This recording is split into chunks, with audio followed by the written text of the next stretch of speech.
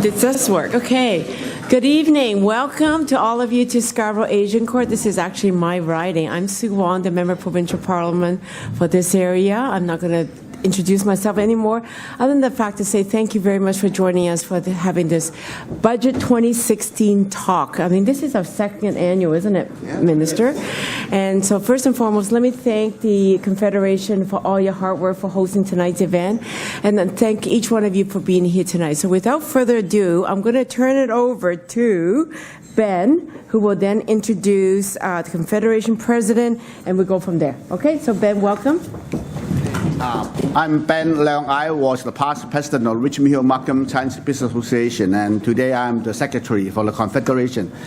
And great to see all turn out here tonight. And Confederation is composed of 4 Chinese Business Associations. We have all 4 presidents all here, and we are the organizer for this event, co-organizer for this event. We have John Leong from Toronto Chinese Business Association. Lilian Kwok, she is the president of the Mississauga Chinese Business Association.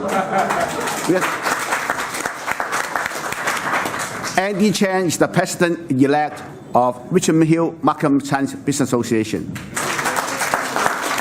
And also, the last but not least, Carson Ho is the president of Scarborough York Region Chinese Business Association. And I right now would like to have these presidents to give out their welcome speech to the crowd here. Thank you.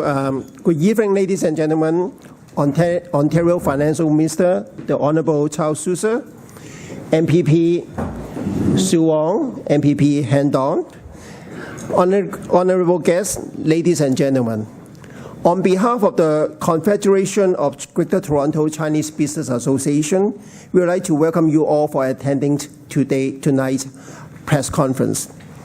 The objective of tonight's event is to provide you with a face-to-face opportunity with the Finance Minister to discuss about the year's provincial budget, titled Jobs for Today and Tomorrow. With this announcement, you should have a good idea of what the Ontario government has planned in terms of spending for the year ahead. However, some area of interest may emerge from these fiscal plans that you want to know more and share your thought. So may I also invite Lilian from the Mississauga Chinese Business Association to say a few words as well. Thank you. The Confederation of Greater Toronto Chinese Business Association is very proud and honored to have once again to have the opportunity to hold this forum tonight. Our association was established in 1998 and by 4 Chinese business associations, namely the Mississauga Chinese Business Association, the Scarborough York Region Business Association, Richmond Hill Markham Chinese Business Association, and Toronto Chinese Business Association. Since its formation, the association has playing a key role in establishing bridges for the members and also the Chinese business communities to really, we also serve as a voice for the Chinese Canadian business. And also, we see that, with the opportunity of hosting the event for this evening, it also shows our mandate that we want to really achieve what we want to promote the business among the Chinese business community and the mainstream. Thank you very much. Sure. I've always been one for brevity, so I'll stay with that. But it's my pleasure tonight to see Minister Sousa again. If you remember, Minister, most of the times we spent together in the press conferences is bringing new business into Canada, from woodworking companies, from development companies and whatnot. So tonight is a different context, and I'm happy to do so in a much broader context. We'll start tonight's event with the Finance Minister providing us with a highlight of this year's budget. After that, there will be a question and answer period. And in that regard, we're very happy to have MPP of Trinity Spadina, my longtime friend Han Dong, to facilitate that discussion. Where's Han? Yeah, there. I know I lost weight. I didn't lose that much weight. Yeah, well, I got to learn from you on that one. There will also be a photo op session, and depending on availability, everyone here tonight will have some time, hopefully, to spend some time and discuss with the Minister and the MPPs here about the budget, as well as their thoughts about the progression of Ontario in general. I won't get into too much of my own thoughts, but I think Ontario is progressing very well. I'm a bit biased, and we're going in a direction that's quite positive, and that's even reflected in my recent appointment to the Ontario Business Law Advisory Council, where we are facilitating and reforming Ontario's legislation to advance investment into Canada and make our economy more attractive, just like the budget today. As well, there are other, well, Sue Wong's here tonight as well, so I might as well speak to her, and she's also a good friend. And I'd like to bring my next colleague, Carson, in to introduce Scarborough. Minister of Finance Charles Sousa, MPP Han Dang, and my best friend, MPP Sue Wong. Thank you for coming. So, ladies and gentlemen, tonight's event would not have been made possible without the support from all of you. In particular, we would like to extend our gratitude and thanks to our Minister of Finance, Charles Sousa, for making the time out of his very busy schedules to be here with us tonight. So all the MPPs who are present tonight, especially MPP Trinity Spadina Han Dang for his assistance and coordination in putting these events together. Thanks also go to our media friends who are present tonight. We would also like to thank the Royal Fine Dining for sparing this beautiful venue and the delicious foods. Last but not least, our heartfelt thank you to every one of you for making the time and sharing this special event with us. We hope you will enjoy tonight's event and that you are able to take away some valuable information. Thank you. Charles Sousa. The man needs very little introduction, so a little bit snippet, you can't miss Charles. His voice precedes him and his hard work. And as a former chair of the Finance Committee, I could tell you the man works very hard because we were traveling across Ontario in January and part of early February in the chamber in Toronto about this budget. So the 2016 budget has been traveled across the province. And on top of that, the minister himself have traveled across the province to hear from Ontario. So without further ado, ladies and gentlemen, please join me to welcome the Honourable Charles Sousa.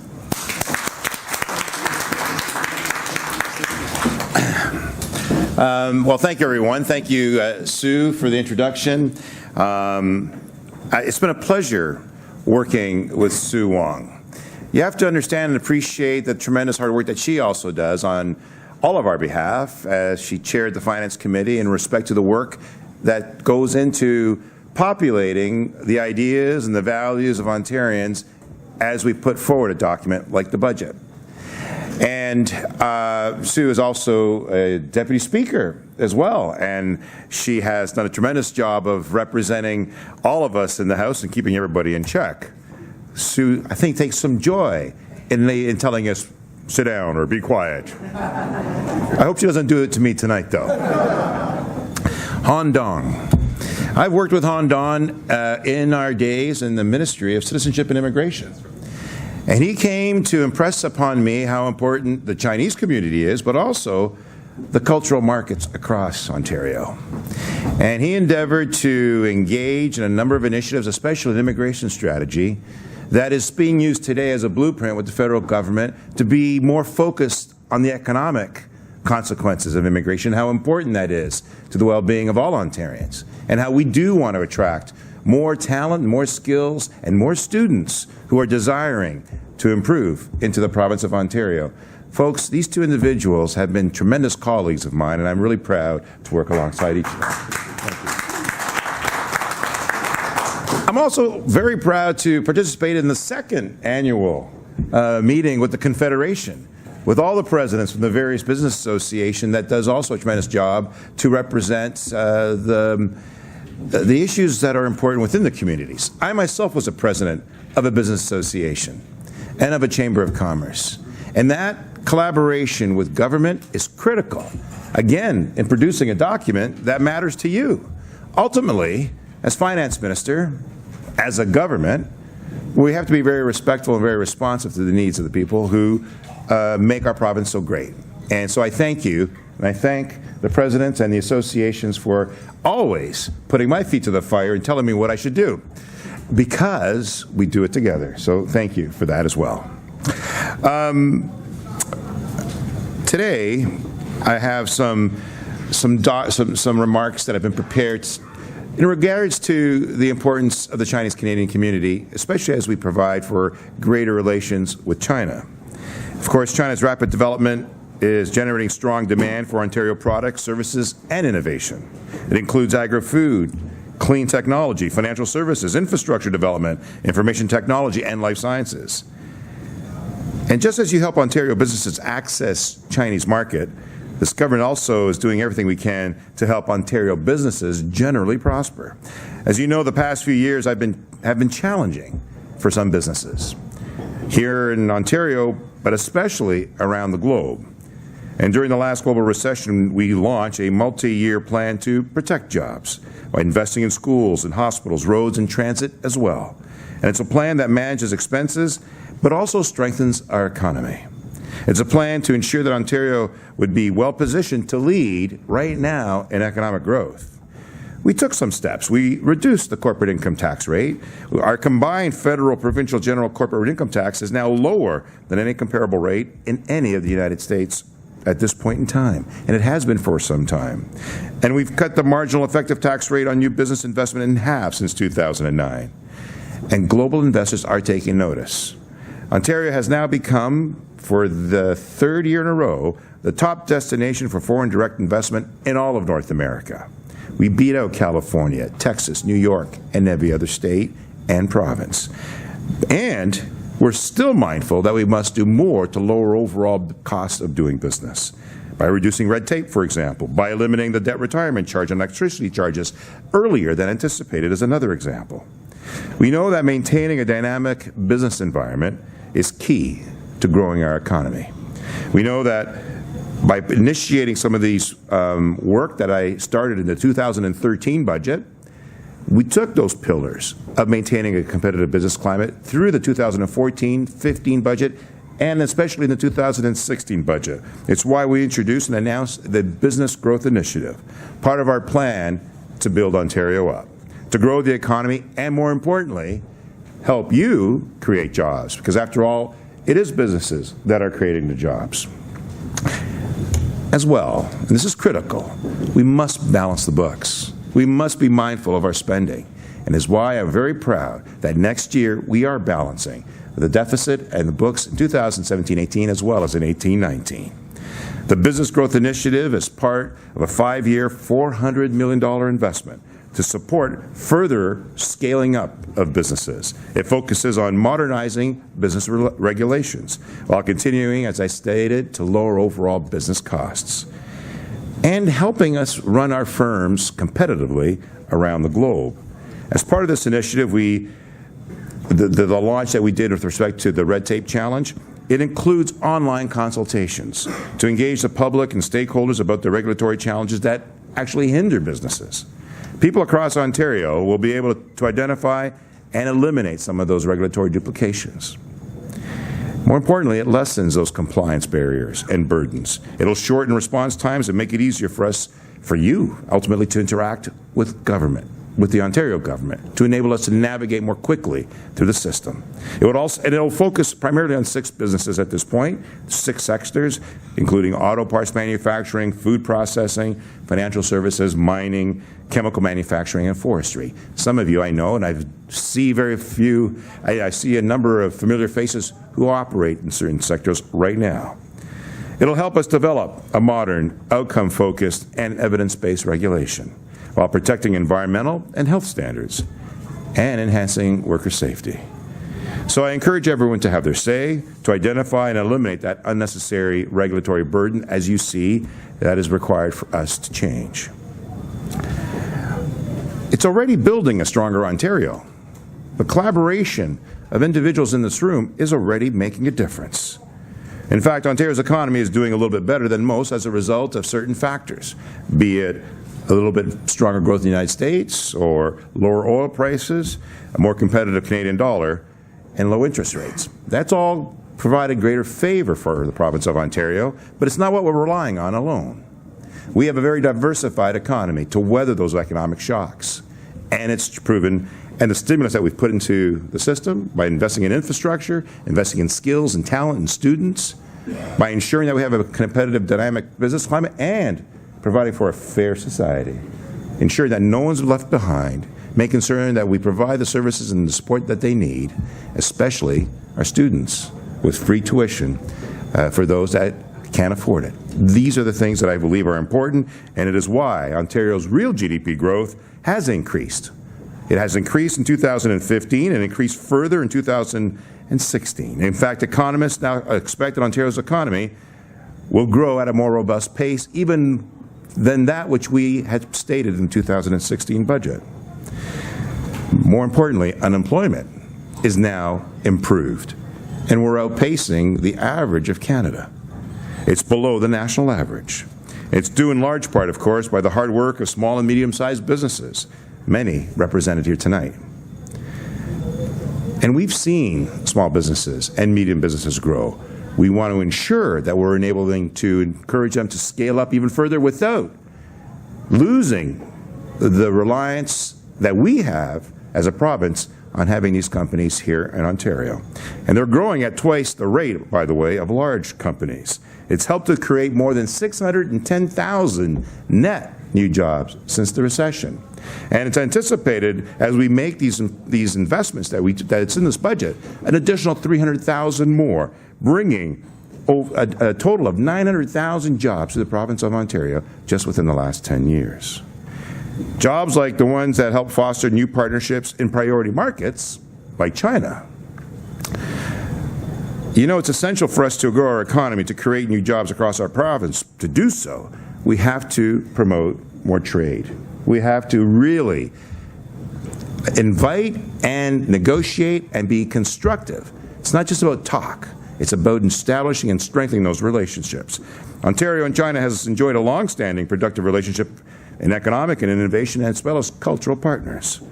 China is Ontario's most important trading partner in Asia. In 2015, two-way goods trades between Ontario and China totaled $42 billion. And so we recognize the unique opportunities that China offers for trade and investment. And our government recognizes the importance of strengthening those ties as well. While China's growth is a bit more moderate these days, it's still 6.7%. And it continues to outpace any of the Western economies. So from 2008 to 2013, the value of Canada's exports to China grew by about 15% annually. That's substantive. Yet the value of Canada's imports from China only rose by about 4%. So with China now becoming Canada's second largest trading partner, there's clearly room to grow. In fact, I had the pleasure of speaking at the launch of the Renminbi Trading Hub in Toronto just last year. It was a strong signal of the strategic importance of long-term trade prospects between our two countries. The renminbi is the second most used currency in global trade finance. And last year, it was designated by the IMF as a global reserve currency, alongside the US dollar, the British pound, and the euro. And as Toronto hosts the Renminbi Trading Hub, it has also provided greater influence by removing multiple currency conversion costs and reducing overall business costs. And we're the only ones in North America offering that service and that ability. The Canadian Chamber of Commerce estimates these savings at more than $6 billion over the next decade. The Chamber also estimates a direct economic benefit of over $30 billion in the value of those exports. We also have around 11 international market centers. They also help Ontario businesses make contacts around the world, including China. 3 of these 11 offices are in fact in China, in Beijing, Shanghai, and Chongqing. It's all part of our going global strategy, export strategy. In fact, in her most recent trip, both to India and to China, the Premier and business groups, alongside these great individuals, they signed more than 100 agreements and MOUs valued at $2.8 billion. And these are expected to create more than 1,800 jobs in Ontario. And I, too, was very pleased to travel to China just last fall. I met with leaders of the financial services in banking and manufacturing, promoting Ontario's sound financial system and tremendous investment opportunities. I have to say I was so very impressed. I learned firsthand of China's keen interest in doing business with Ontario. I was also introduced to the concept of guanxi, and it's in that spirit of mutual benefit that I was guided by my visit to China last year. It's in that same spirit that guides me to be with you here again this evening. And it's in that spirit that we must guide our relationship between Ontario, Canada, and China for the years to come. It's truly an honor and a privilege to be working alongside many of you. And I learned a lot from that trip. And I spoke at many events. And I saw firsthand the desire to really build on those relationships, to make them fruitful, to make them mutually beneficial, to enable them the supports they need when they come here as we need their support when we go to them. And the biggest support that we require, that they require, are people, are you. You're the ones that really make the difference. Ontario and China, as I stated, have long enjoyed a long-standing relationship, and a productive one, as economic and cultural partners, fostering new partnerships and priority markets we all understand is essential. So I'm very grateful. I'm very grateful for the work of the Confederation of Greater Toronto Chinese Business Associations in helping to strengthen the trade between Ontario and China. And by doing so, all of you must know, you're helping grow Ontario's economy and helping create jobs and enabling me to brag about the fact that we're going to balance the books next year. You're the ones that are making it so. I look forward to continuing to work alongside many of you. I look forward to elaborating further when we have our questions and answers about specifics in this budget that matters to you. I can talk to you about our path to balance, the degree of the deficit that's been eliminated, the ability for us to encourage more economic growth through some of the programs we've put in place. And it's about people. It's about all of us. This document is a reflection of your values and priorities. I'm very privileged to have been able to be the one that has the great benefit of delivering it to you. But I'm most honored by the fact that many of you are the ones that helped me, alongside my colleagues, put it in place. Thank you, everyone. I appreciate this time. I appreciate making Ontario even stronger because of you. So, work alongside with Minister Hsu that he always carries a bag of jokes and have a lot of fun at work. But I truly want to thank you for paying special attention to the Canadian Chinese community. Last year, the first conference went really well. And I think it's very important to have a direct dialogue with the minister who's in charge of the finance of this great province. And thank you for the great, he works really hard, 6-7 days a week. And thank you for the work you do to put us on track to balance the budget without significant cuts or clawbacks in very important services. Me as a parliamentary assistant to Trinity College University, I was so excited to hear about our post-secondary grant funding, which is making a lot of giving free tuition to a lot of underprivileged families, because they are so important to everyone in the province, because they will be the one that contributing into pensions, so every one of us can retire with more security. So that's very, very important. Having said that, I want to thank the Confederation, all the four presidents, Lillian, John, Andy, and I hope that this is a small attempt to provide that access with the help of the Confederation. Hello. Turn it on. Yeah, turn it on. So why don't you use the podium? Okay, I think I'm fine. So thank you, Han. So maybe we should line up right here for the question as well. So I would like to invite people, if they have any question, please line up right here. Honorable Charles Sousa, so I'm glad to hear that. So you will have a balanced budget in 2017, but we understand that Ontario has almost the highest debt per capita among Canada and other G7 nations. How could we reduce our interest payments if the interest rate goes up substantially in the coming year? And how will Ontario to rescue its economy if our interest on debt grows to a substantially part of our GDP? It's a very good question, and it's something that I monitor very closely. There's two things in part of this question. One is our level of debt and our ability to afford that debt. Our level of debt in comparison to our GDP is around 39%. Most of European countries, 80%, 90%. Italy, France, Japan, 200%. We are very cognizant of our ability to maintain that level of debt to GDP in such a way as to be able to ensure that it doesn't exceed a higher number. In fact, in Quebec, it's about 45%. We had anticipated by this point that would be about 42. It is only at 39, and now it's trailing down because we are now borrowing $40 billion less than we anticipated, and our economy is strengthening because of the stimulus that we put in place. So that's important. Another important number is accumulated deficits to GDP. And our accumulated deficit to GDP, which is a measure of our ability to control our operating costs. You don't want to borrow money to pay for operating. You borrow money to invest in capital to make us more competitive long term. Our accumulated deficits to GDP is around 27%, which is the same number that it was almost 15, 12 years ago, in the previous governments, in fact. So that is also an indication that we are managing our deficits accordingly. And then you talked about the costs, the interest on debt. What are we going to do should the markets change?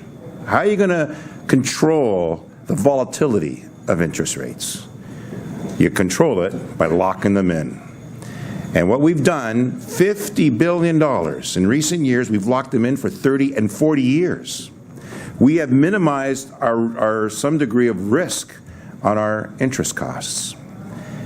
And our interest on debt as a function of revenue, which is that degree of line, it's a big number.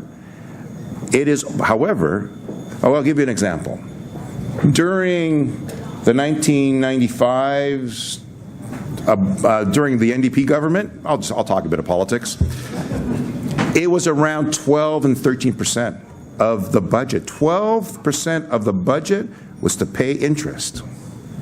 During the Conservatives, under Mike Harris and Ernie Eves, it went up to 15%. You know what it is today? 8.9%. But that's also because interest rates are lower, notwithstanding our debt is higher. But we have locked in to ensure that we control the volatility. In fact, this year, in this budget, we saved over $200 million just in controlling of our interest on debt. And I must say, we're paying down debt right now to the tune of $5 billion more, saving us an additional $150 to $200 million with the Hydro One transaction. So that's enabling us to also offset debt.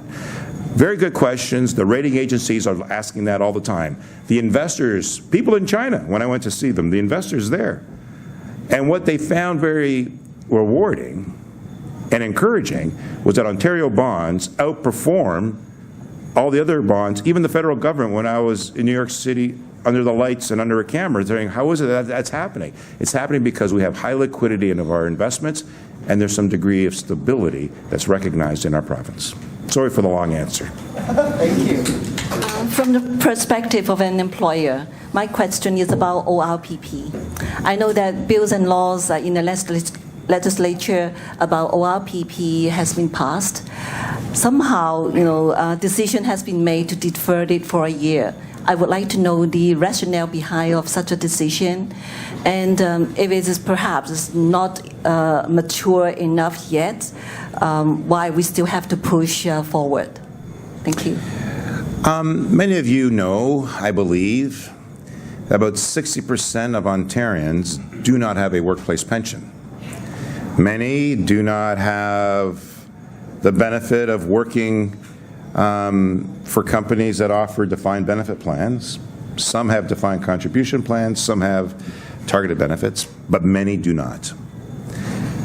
And when we look at CPP, I fought hard in 2013 to enhance CPP across Canada to help minimize the need to go on social assistance, which is what's happening. Many of these people are retiring and they can't afford to live on $8,000 or $10,000 a year, which is all they get from CPP plus old age security. So we introduced the Ontario pension plans only for those that don't have a workplace pension. And we're making it comparable. In other words, what's mandatory is that you have some form of a pension plan, a defined benefit plan or defined contribution plan, or we also introduced the PRPP, which is a pool retirement pension plan that can be offered at more discounted rates.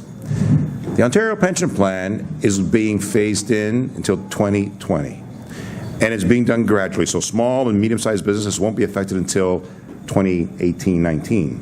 And it'll be done gradually at 0.8% of their contribution amounts to a total of then of 1.9% of the employers and the employees' pay.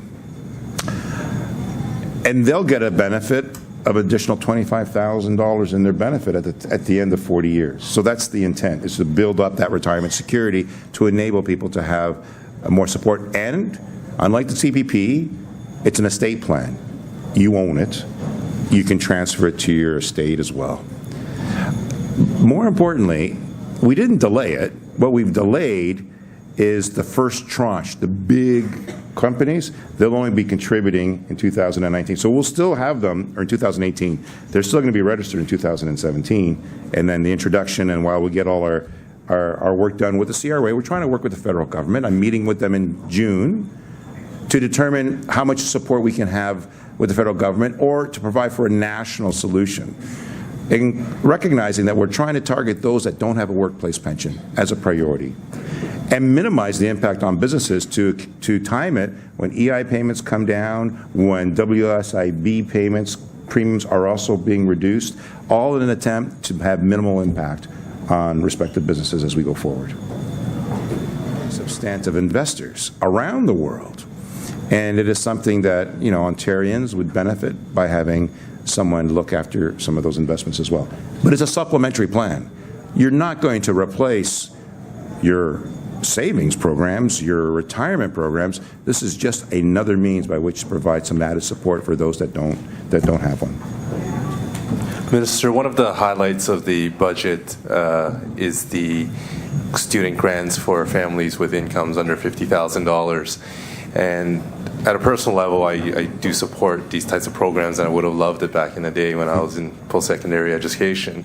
Have there been any provisions made in terms of identifying families with that income level, but also recognizing that there are families with low income levels that have significant wealth to bridge that gap and to avoid advantages from one family to another with respect to, the disparity between income and wealth?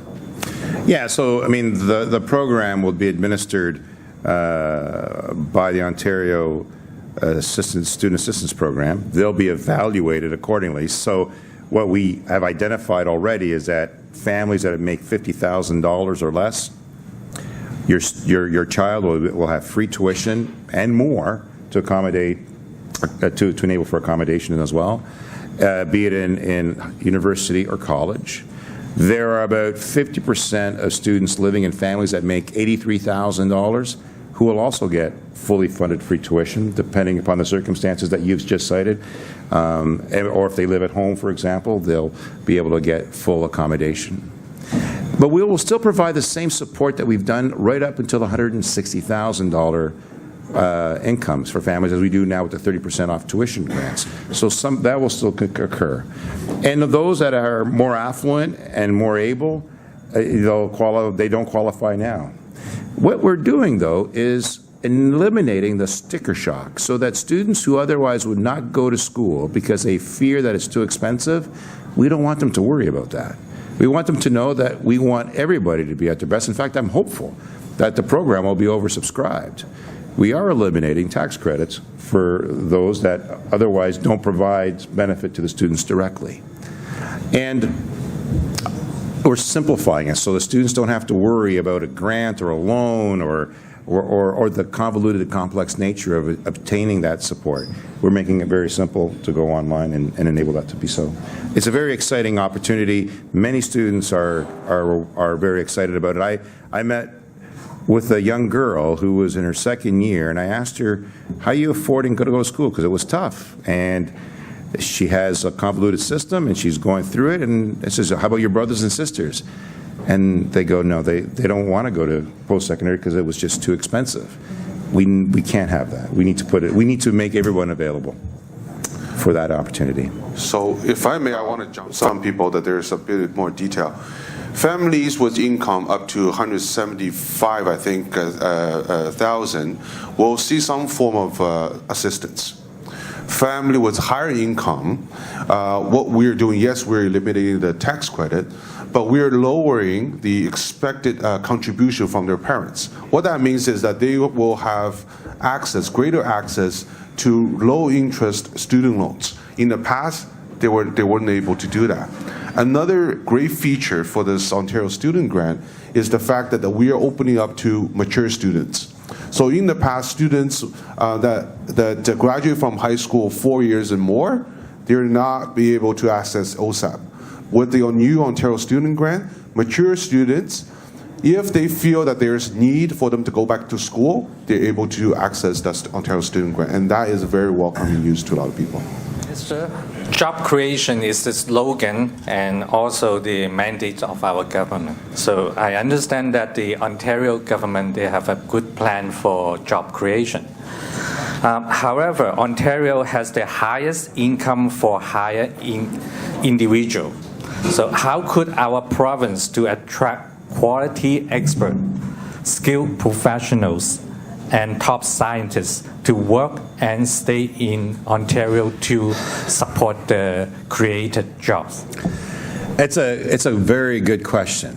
And I know that in many sectors and many businesses and people I meet with, their biggest hurdle, their biggest challenge is having the right people with the right skills and enabling our systems of immigration to enable them to come more expeditiously and more quickly. I have met with high caliber individuals at Perimeter Institute, for example, or in Waterloo, in the high-tech area. Very high valued people that they're trying to attract. And what they need is complementary supports from both the federal and the province to facilitate that. It's also an opportunity for individuals who do come to Canada to recognize the benefit it is for their families by way of universal health care, public education, the ability to have some of these support systems that otherwise isn't found in other parts of the world, and they recognize that that's important. They also recognize that our judicial system, our political stability is important to them as well.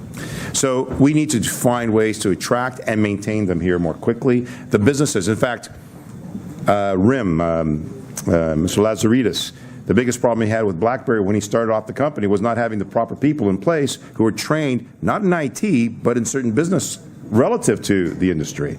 And so we've changed some of our schools to do just that with experiential learning. It's exciting times. And Ontario is attracting a lot more, and that's why I was talking about our immigration strategy and our ability to support that talent and skills in sectors right across the province. Thank you. Fantastic, and I want to thank the full president. My name is Kai Tao. Thank you, Minister Sosa, for coming Thank you. tonight. It's very delightful to hear firsthand about what's coming up in the budget. I hope I can find some time to read part of it. We'll give you a copy tonight. All right, I'll crack And I'll it test like you what I tomorrow. do my exam, right, in the older days. I would like to know in the upcoming plan, does it include, once again, the corporate handout that you probably touch on a company in Waterloo is Sandvin, perhaps? That was a company that last year, I believe, they received a $15 million subsidies. Out of when they were making $41 million profit already, sitting on $140 million of cash, there got to be some good justification for that reason. And secondly, I understand the company was competing with some technical people at a much lower cost in India. And why wouldn't we, as Councillor Ho talked about earlier, let them come and pay the regular taxes and make our own salary instead of having a handout to those companies? So let's put it in a different way. You have companies around the world that are looking to invest and grow. These are successful companies. You're absolutely right. And some of these successful companies are choosing between opening their offices in Germany or their manufacturing plant in Minnesota or somewhere in Minneapolis or Texas. And then they come to us and they say, what are you going to do? How are we going to attract that business to come here? We have invested over $2.2 billion in promotions and stimulus for some of these companies to open up, with a caveat. They must put their money up front first. $29 billion in investments have come to the province of Ontario as a result of the $2.8 billion that we put in. We put in around 10%. It's created over 160,000 jobs in recent years because of those investments. That is what we're trying to measure. Now, if there are loans associated with it, we want backstops. Mindful, there are certain industries, certain traditional industries like the steel industry, which is hurting. And those support systems are still struggling. So we recognize that we must be mindful not to invest in the sunset businesses, but in the innovation, new technology, low carbon economy, areas where we can actually be leaders in creating more jobs. And those measurements are independent of what we choose, enabling those selections to be had. And we'll continue to foster those partnerships because we know ultimately it creates jobs for the province of Ontario and grows our economy. That's great. And Ivan Wang. Thanks for the two first questions. It's about the debts and ORPP. Because I'm very familiar with tax system, so I want to say something for my clients. For middle class and salary employee, it's very tough days for them now, because like our CPP premium has doubled and tripled compared to 20 years ago, but the benefits didn't increase that much, right. And the income didn't increase that much. So right now, the similar salary have paid more CPP premium, and the medical premium is just not low. Yeah. So actually, for middle class salary employee, and for some middle income self-employed, you pay a lot tax, CPP premium, and medical premium. Yeah. I have to say their budget is very tight. Their life is getting more difficult for 50,000, 60,000 income family. So if provincial still want to apply the ORPP, that will be disaster for them. So I think provincial really needed to do some wise choice. How those middle class family to survive well. So there is a maximum of supports that are used before they are qualifying for the ORPP. Keep in mind that we are instituting at about 0.8% of salary, growing to 1.9%. Keep in mind that money is theirs and they get an automatic pickup. And we're sensitive to those businesses who are going to be enrolling thereafter. That's why we're doing it and timing it with EI payments and WSIB payments to come off. We know that everyday people and the pocketbook issues, we have to make life easier for them too. And we have put systems in place for lower income families to get support on electricity rates or other things as well. Ultimately, though, it's the security of having a job and making sure that people are able to work and to survive effectively. We're sensitive to what you've just said in a big way. And it's why we're doing everything we can to try to provide for more job security and more job opportunities. And it's happening in Ontario. We're outpacing Canada, we're outpacing the United States in jobs growth as well, to 180 or 200%. So we are not doing this in isolation. And we're not introducing both CPP enhancement and ORPP. We're picking a lane depending upon what track it goes forward with. And to your point, CPP is a targeted plan. Benefits haven't been adjusted because of unfunded liability that had to be increased over the last 15 years or so. But it's a very strong plan, a very valued plan, and it's providing some degree of benefit for those employees when they retire, because that's also important, that security that they have when they finish. Has put more benefits to so-called low-income family. But actually, how can you tell those low-income family or not? They may have 2, 3 big houses, luxury lifestyle.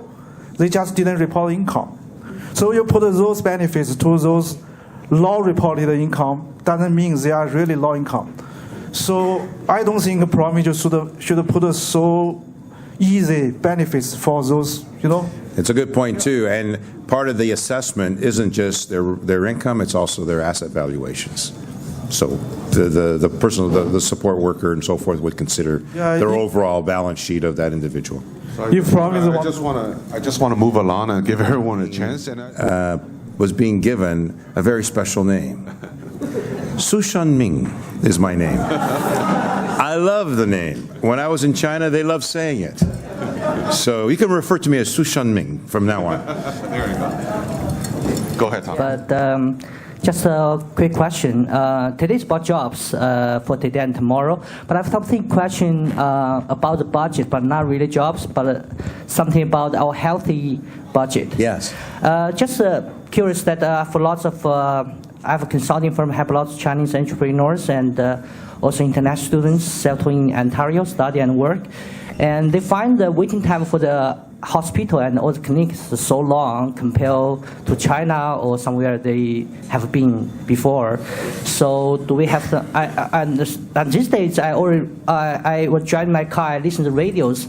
Lots of association put an advertisement on there says Ontario cuts a healthy budget for make the waiting time longer, and the doctors, so hard to maintain doctors here. A lot of doctors go to USA or they.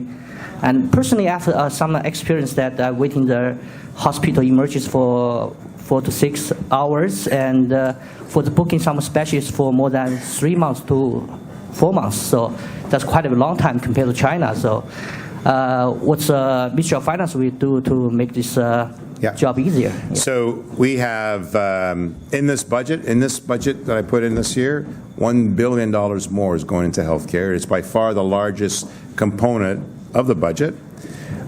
We have increased our operating supports for hospitals as well, and that was a substantive increase than they had in the years before. We've hired many more nurses, net jobs, right? When you hear about nurses, being let go, they're not being let go. They have to because of the union contracts to be dismissed from one end to be rehired in the other. The net result is more support on the front lines, which is critical. Personal support workers and nurses and nurse practitioners provide preventive health care supports in the transformation of our health care so we can provide supports closer to the people where they need them, as opposed to having elderly sitting in hospital beds where they don't want to be. To that point, we've provided more support for hospice care and palliative care and more home care so people can have that support outside of emergency rooms where you had to wait. But if you go to the emergency room, and all of you will attest to this, in critical need, you're attended. And your operations or whatever has happened will be done effectively and on a timely basis. When I had to do my knee, I waited a bit for this knee to get redone. But it is still a privilege, and it's a universal program that part of the thing that probably is not a bad idea is to send a bill every time we do the heart transplants or the angioplast or the hip or the knee, and recognize that people have to understand this does cost money. So your health premiums help support that, but we offer the most generous drug plans anywhere in Canada, by far. And seniors do have the support and the care they require. We want to make sure, though, that it be sustainable over time. That's great. Now I'm going to move. I'd like to give you a moment to shine. Now, not very often we have two liberal governments, federal and provincial level. Yes. Can you tell us if there is some program along the way where both your governments can kickstart the economy of Ontario and give it the biggest bang for the buck? We're going to try to make our transportation systems around Scarborough, Toronto, Mississauga, throughout the whole Gordon Horseshoe more effective, more integrated, more quickly, so that people can get their goods to market more quickly, people get to and from home more safely. The federal government is partnering with the province in our infrastructure initiatives. I put in the budget $160 billion we're going to be investing over the next 12 years. The federal government is putting in $60 billion over the next 10 years. So these are important, very important initiatives to grow and stimulate economic growth. I work alongside my colleagues from the federal government all the time. We all do. One of the biggest changes that has happened since the change of government, we got somebody to talk to who talk back, right? There's a conversation, there's an understanding, and there's the ability to pick up the phone and have a conversation about what's in the best interest for the people, not for any political party. So I welcome that ongoing relationships, and we hope to make it even stronger. That's great. Minister Sousa, my name is Ricky Chan. Su Shan Ming.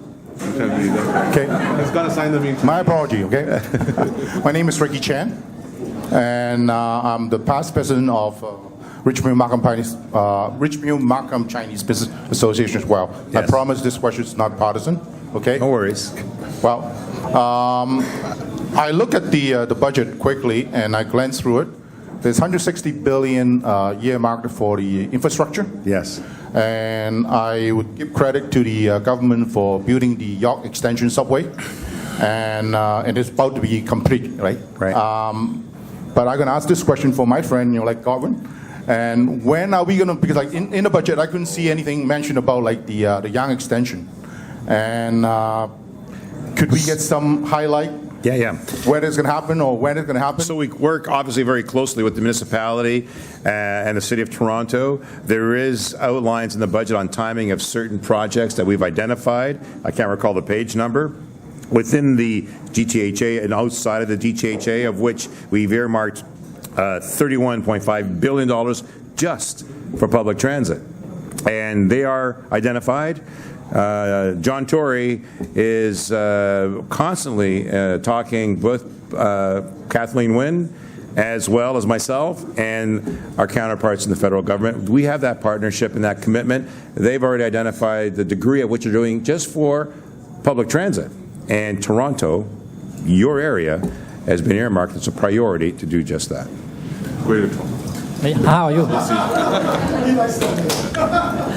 And in your infrastructure budget, I noticed that you spend a lot of money in widening the 400 highway, 410 highway, and also extend the subway to York.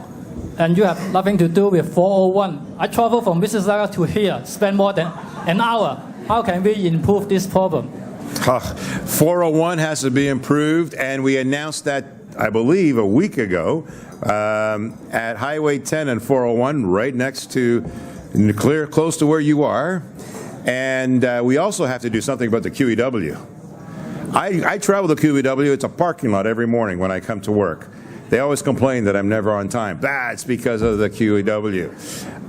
There are plans in place, and we are moving more quickly than ever to try to make it so by widening those programs and offering more public transit. In the budget, there's nothing mentioned about the traffic congestion in 401.